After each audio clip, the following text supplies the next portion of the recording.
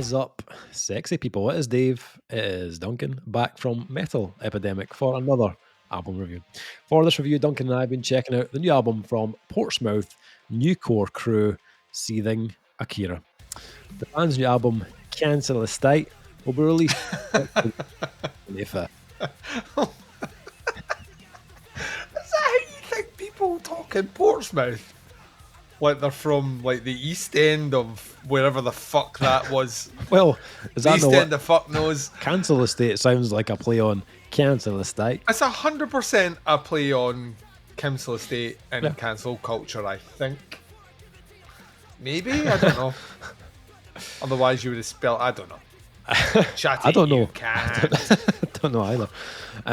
Following on from the release of their critically acclaimed Nozomi, Seething Akira are gearing up for their new album, Cancel Estate. Seething Akira are a band built on the foundations of connection, sharing something special with a stranger and forming a bond that lasts a lifetime. Taking the most gloriously crushing parts of metalcore and joyfully triumphant elements of EDM, smashing them together with lashings of British grit, determination and cheek, they craft a uniquely vibrant experience. Delivering as many breakdowns that could cut diamonds as techno breaks that wouldn't sound out of place in the clubs of Berlin, they strive to unite two worlds with more in common than many think. Inspired by the swell of the pit as much as the heat of the dance floor, movement is encouraged, but so is critical thought. Though the band's music straddles the shoulders of the community proudly, it is when they are on stage together that it truly comes to life.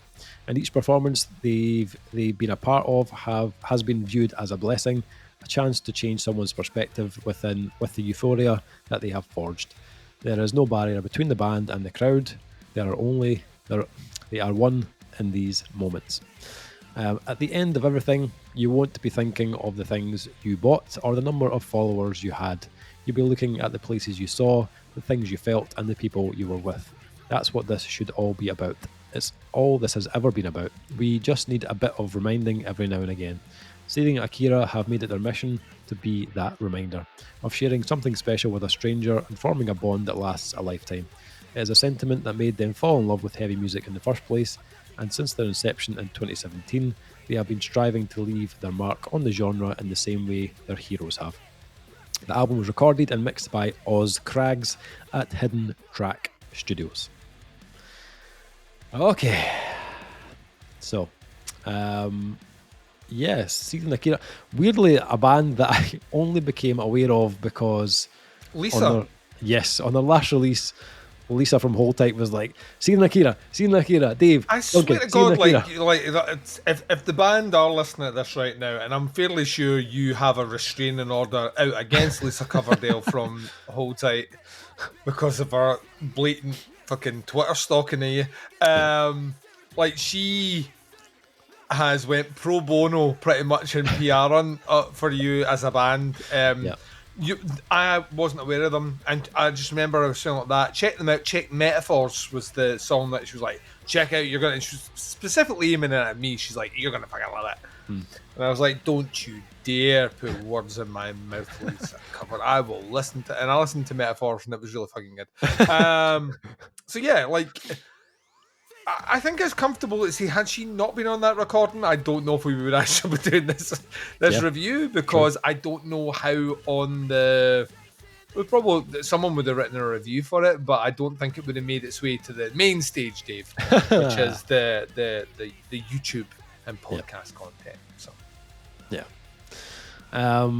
So what did you think? What did you think of Cancelled State? One, I think you should stop saying it like that, because it's now going mildly Australian, and I don't know if I agree with it. I've got the cold, man. All right, you just blame it on that. Yeah, I've got the cold. Every time I get the cold, I sound like a bad Australian. Sound like Paul Hogan. That's not a knife. Right, so here's the thing, right? As much as I loved Metaphors, Nozomi, or if you pronounce that, I thought was an inconsistent album. Right? I'd agree. I would agree with you there. Yep.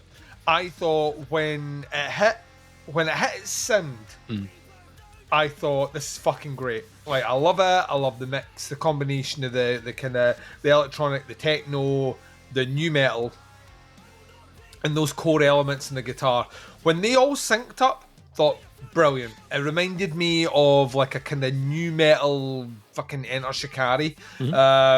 I like that. I'm old enough to remember Enter Shikari when they started, right? True that. So like I could piece the bits together, and I liked it. There was other bits where I felt like they were either rehashing the same idea, or they tried an element which I didn't think worked, or they weren't proficient enough in their songwriting to basically say no. So it was like all ideas are great ideas, which a lot of bands, like if I'm honest, a lot of bands will do that on their debut. Yeah. They'll just throw everything at the wall and wait to see what sticks. But they had been around for a bit before that. So I was kind of like that, maybe some bad habits. You mentioned that we were going to be doing it for this week's review. I remember you meant, and I was like, that. I'm curious, but I don't know how excited I am to check it out. Right. I'm glad it made the list. Right? I'll tell you why I'm glad it made the list, because this to me feels like a band that have locked in their sound. Right. I don't know how much of that is come from touring. I would like to think it probably is, because almost every song here feels like it has a movement designed to get the crowd interacting. Yeah. Or a section which will deliver like something that can be taken and put on TikTok. It just is crafted in a really interesting way. The other thing that they've got, and it reminded me at times a little bit of Alpha Wolf, they found that guitar tone that just has like an extra level of ooft. Yeah. You know what I mean? Yeah. This is like a heavier album, right? Yeah. It's been driven by the guitars and nothing else. Yeah. It's become a hit. And it's not that they've detuned everything and went that way. That's just they've found the moment to drop the guitar riff down. Yeah. Or drop the tuning down. And it's not overutilized. The other thing, and I was like, on my first listen, I was a wee bit like kind of just felt myself, like the first 4 songs don't really have any melody in them. Yeah. And I kind of feel like the songs need melody at some bit, not all of them, but they need something in there. And then they very quickly shift into Sunflower Shadows, which was track 5, which gives this first big kind of bright singy chorus. Yeah. And that comes back a few times after it, to the point that on the re-listen, I was like, I actually really like this. The first one kind of sets the tone, sets a statement of intent. And then like the middle bit of the album starts to break out a little bit more of that positivity. And then by the end, it's huge, right? So, also like that. So Sunflower Shadows into How Are Things Up North, I think is a track after, more melody, and it keeps hitting in there. Vocally, I wasn't like the previous album as well. I kind of got that kind of this is how I, sort of like accent that they have down south. That as a Scotsman, You're not going to do it though. I'm going to stop myself because I want to throw another shrimp on the Barbie, Dave. What are you doing? How dare you? No, there's a part of me where that kind of regional accent either works or doesn't work. And on the previous album, when I said they would do an element that just kind of lost me, that was some of that in there. I was a bit wary in there. Like Enter Shikari used to really lean into it on the early stuff. They don't do it as much now, and you can see they've sold out 10 but I would say that they've just actually grown. On here, there's a bit of that as well, where it didn't feel as regional, but at the same time, the bits that were in there actually totally worked with everything in between. Yeah. So I loved the vocals on this. I loved the split between kind of shouty pump up stuff, like fast hitting, hard, kind of detail driven, kind of almost like hard spoken. It's not grime, but it's kind of like rap style delivered vocals, and those melodies. All them together are a trifecta of awesome for me, and delivered really well on this. Let's get to the bit we geek out on. Electronics in this are fucking bitching, right? Like next level bitching, right? The guitar work is great, right? I'll give them that. Like there's really, like they know how to write a chorus, they know how to write a really good groove riff, they know how to punish things down. The work on the electronics, drum loops, and the mix of that all in between is precision perfect. Like absolutely perfect. And it's gimmicky as fuck, but it's a gimmick that I never got tired of listening to all the way through this. Like right to the very end, I was still like, that's really smart. And there's bits in here, they were doing things that reminded me of like Hybrid Theory by Linkin Park, like just little quirks with a guitar making a squeal noise and like drum bits. Just so much stuff flying around that it just made me smile. And I realised that that's the term I would use for Cancel Estate as a whole, as I couldn't stop smiling listening to it. It just is a surprisingly positive album from start to finish. Do I think it is the most amazing thing I've ever listened to? No. I still think at times they maybe overplay the gimmick a little bit. I also think at times they could challenge themselves to be a little bit more daring. And every other facet that isn't the electronics. The electronics really push the boat out. But I think I would love to hear them either go aggressively heavier, which may change the sound a little bit. But actually there's bits here where the kind of tease an industrial bit, which never really pays off and goes more dancey, where I was thinking, you know, you could darken that up, add a little bit of atmosphere and take it like in a different direction. And they don't do that, they hold back on it. And I imagine you put that in here, it changes the dynamic of the album, so I get it to an extent. And I remember, like, when I got to the end of the first listen, I was like, well, I've kind of heard it all done before, but I'm going to actually walk that back right here. I don't know if I've heard it all done by one band on one album the way that Seething Akira do. Yeah. Like, I've heard the guitar elements done on something, I've heard the electronic elements, but I don't know if I've heard a band in the modern era that manages to compact that all in to one sound. Yeah. And then deliver it out. And it kind of lives by the horse, lives by the sword, lives by a horse on a council estate. Here's Mr. Ed. As it lives by the sword and dies by the sword on that, because when you put all your eggs in one basket and say this is our sound, and it's heavily influenced by and underpinned by those electronics, it's difficult when there are sections that aren't driven with these big kind of synthy glow stick bangers. Yeah. But I actually think the balance, even when it does feel like it's too much, never pushes me at the point where I get like, ugh, like I'm just like, why that? Also, like I said before, the addition of the heavier tone on the guitar, a kind of almost genty guitar crunch, I think makes their sound like more defined. Whereas the previous one, I sometimes lost the guitar riffs from the electronics. On this one, I was always acutely aware of what the guitars were doing, even when the electronics went really messy and like kind of sporadic. Yeah. So yeah, like this to me kind of feels like Seething Akira version 2.0. Like I genuinely kind of feel like the band have focused right down on what it was that made the previous release work, kind of removed the stuff that didn't work. Yeah. And delivered just an album which, front to back, doesn't have a bad song. Like I like just it's a very, very, very enjoyable listen. And as old as I am now, at 43 years old, I suppose I shouldn't be the one going to bat for Seething Akira. It should be the younger folk that are doing that. But I kind of, there's something about this album that's kind of got me in, and kind of got me excited. And I had a lot of fun with this. I didn't think I was gonna, because the previous one had been oversold to me by someone in PR. Surprise! This is why I don't read PR statements, Dave. And then kind of didn't live up to that hype. Yeah. And this one came in with no hype at all, and like overshot all my expectations by quite a bit. So, yeah, I'd like. It's the right amount of gimmick and the right amount of new metal and the right amount of quirk and electronics for me to kind of be fully on board. Yeah. I was also thinking, I was listening to it, I was like, Dave's going to love that guitar crunch. Some of these electronics might grate the tits off him.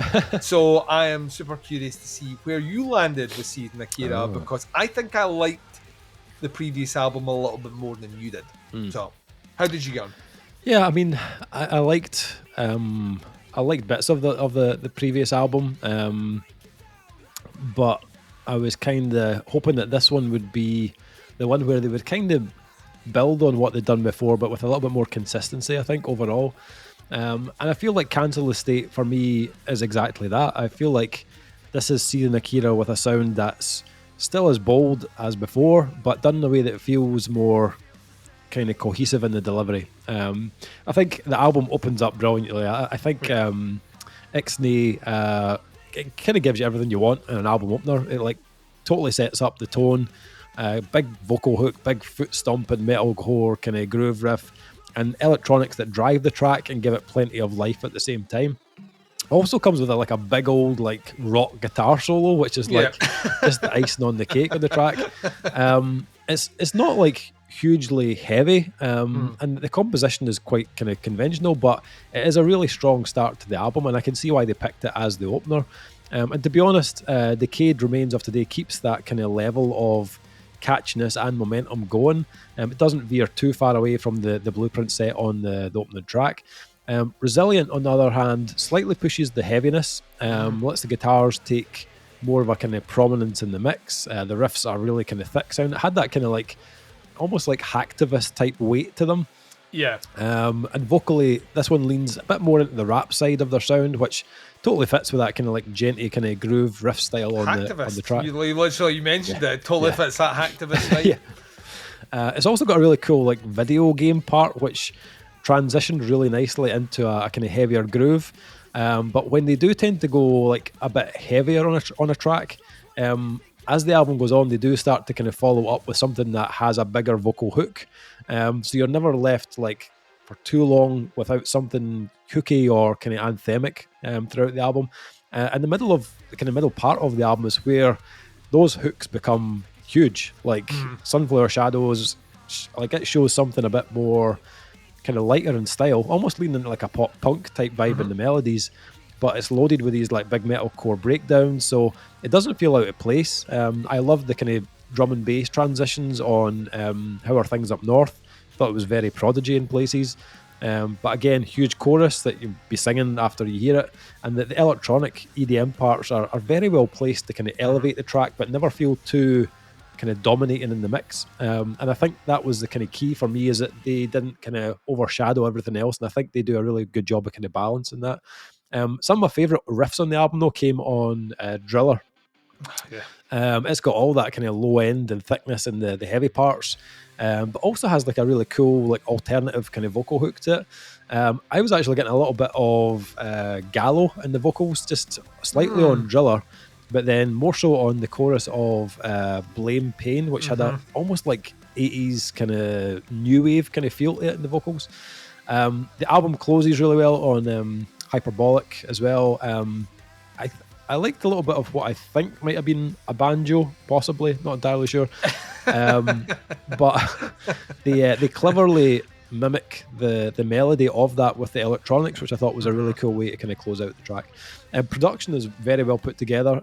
It's heavy. The guitars have got the guitar tone on this is really good, very thick. But the mix has also got a good bit of clarity to it as well. So it makes sure that none of the elements overpower, each other. So the metal stuff doesn't like kind of overpower the electronics and vice versa.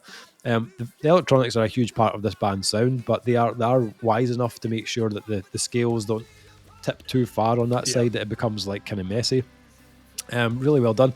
Yeah, I think it's a really fun album. I don't have anything really like mega critical to say about this.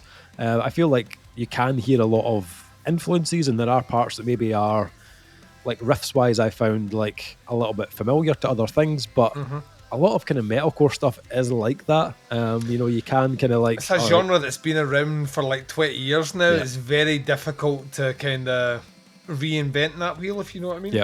But overall I think this hangs together in a way that feels more rewarding than the last album. This one just flowed really well for me, and didn't at any point feel like they missed the mark with a specific kind of style or idea on the album. So yeah, I really enjoyed this. I thought this was a better album than the previous one. Scores wise, what are we thinking? What you giving the new Seething Akira album? Right, so the previous album, when I listened to it, to me was a right down the middle 3. Like half it worked for me, half of it didn't work for me. This one to me is a monumental jump up. I give this a 4.